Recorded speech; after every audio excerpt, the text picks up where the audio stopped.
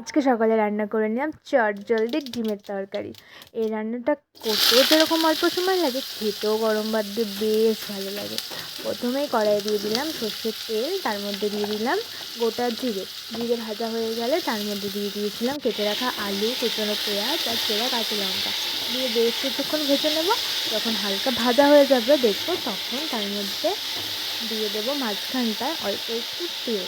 তারপর দিয়ে দেবো মাঝখানে ডিম ফাটিয়ে।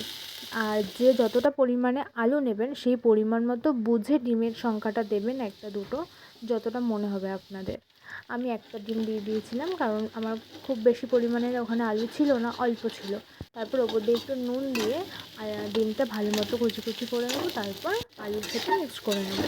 তারপর যখন দেখবো সব ভালো মতো ভাজা হয়ে গেছে মোটামুটি, তখন দিয়ে দেবো তার মধ্যে পরিমাণ মতো নুন আর পরিমাণ মতো হলুদ গুঁড়ো দিয়ে বেশ কিছুক্ষণ সব কিছু কষে নেব। যখন দেখবো ভালো মতো সব কিছু কষা হয়ে গেছে আর আলুটাও মোটামুটি সিদ্ধ হয়ে গেছে ভালো মতো, তারপরে দিয়ে দেবো পরিমাণ মতো জল। মানে যে যেরকম ঝোল খাবেন, কেউ মাখা মাখা খেতে পারেন, আবার কেউ ঝোল ঝোলও খেতে পারেন, কিন্তু এটা একটু মাখামাখাই ভালো লাগে খেতে গরম ভাত দিয়ে।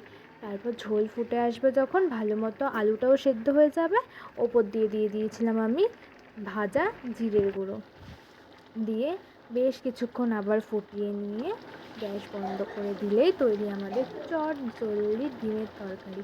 আর এটা গরম ভাত দিয়ে সত্যি বলছি দারুণ লাগে খেতে, দারুণ। একবার তোমরাও বানিয়ে দেখো, হয়তো অনেকে বানিয়েওছো, বাট আমি তো জানি না সেটা। আমি যেভাবে বানাই তোমাদের সেভাবে শেয়ার করলাম, হয়তো তোমাদেরও ভালো লাগবে।